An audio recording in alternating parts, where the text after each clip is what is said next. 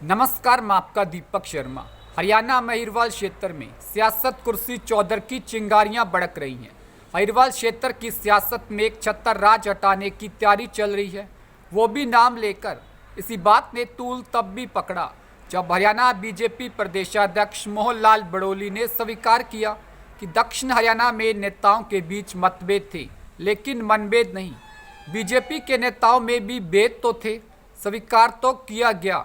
अहिरवाल क्षेत्र की सियासत पर एक छत्तर राज कर रहे राव इंद्रजीत सिंह पर पहली बार सीधे जुबानी हमले हुए।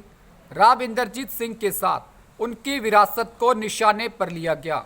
छोटे दिल वाला अहिर समाज के ठेकेदार जैसे शब्दों से संबोधित किया गया।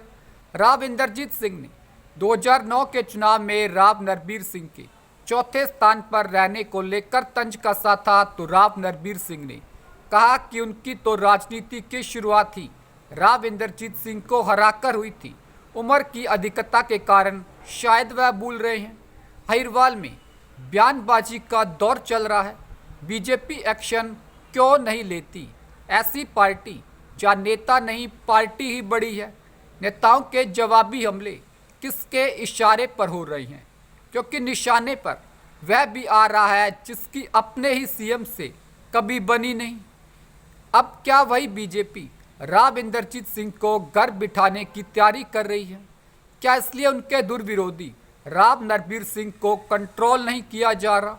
राजनीति में नैरेटिव एक दिन में नहीं बनता, क्योंकि किसी नेता का कद घटाने की जो प्रक्रिया है, क्या राव इंद्रजीत सिंह उसी से गुजर रहे हैं?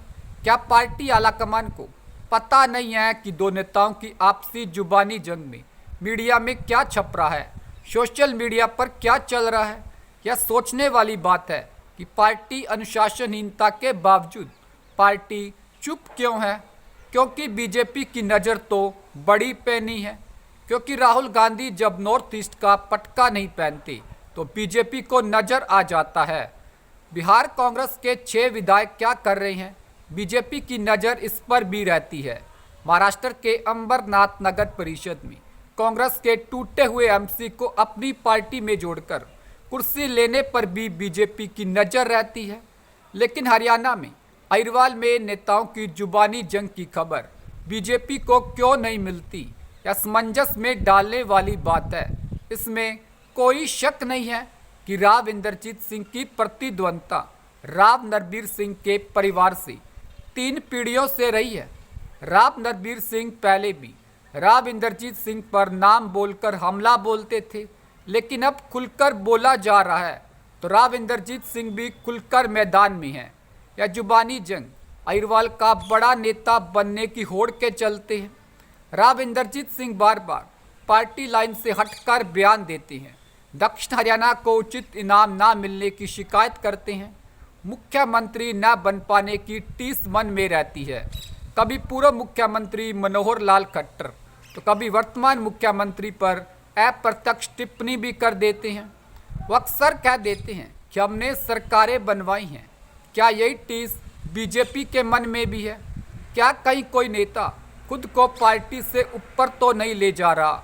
2024 हरियाणा विधानसभा चुनाव के दौरान अहिरवाल की 11 में से 10 सीटें बीजेपी ने जीती। अहिरवाल ने बीजेपी को मजबूती दी, लेकिन इसका क्रेडिट राव इंद्रजीत सिंह खुद ले जाते हैं, जिससे पार्टी की साख को नुकसान पहुंचता है।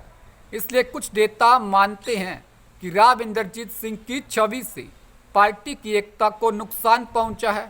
ऐसा भी माना जाता है कि राव इंद्रजीत सिंह अपने गुट को मजबूत करने के लिए इंडिपेंडेंट प्रत्याशी को आगे बढ़ाते हैं। जैसा कि मानेसर मेयर चुनाव में उनकी प्रत्याशी जीती, जबकि बीजेपी के आधिकारिक प्रत्याशी हारे। और अब ऐसा माना जाता है कि बीजेपी राव नरबीर सिंह को आगे लाकर राव इंद्रजीत सिंह के प्रभाव को अहिरवाल क्षेत्र में बैलेंस करना चाहती है, ताकि सीएम के सपने या सरकार बनवाने की बातें राव इंद्रजीत सिंह फिर ना कह सके। लेकिन यह बयानबाजी गुटबाजी का दौर कैसे चल जाता है? कौन किसको हवा दे रहा है? शायद कुछ नेता पुरानी बातें नहीं भूलते। नमस्कार, उम्मीद करते हैं वीडियो अच्छी लगी होगी। वीडियो को लाइक कीजिए, शेयर कीजिए, चैनल को सब्सक्राइब कीजिए। धन्यवाद।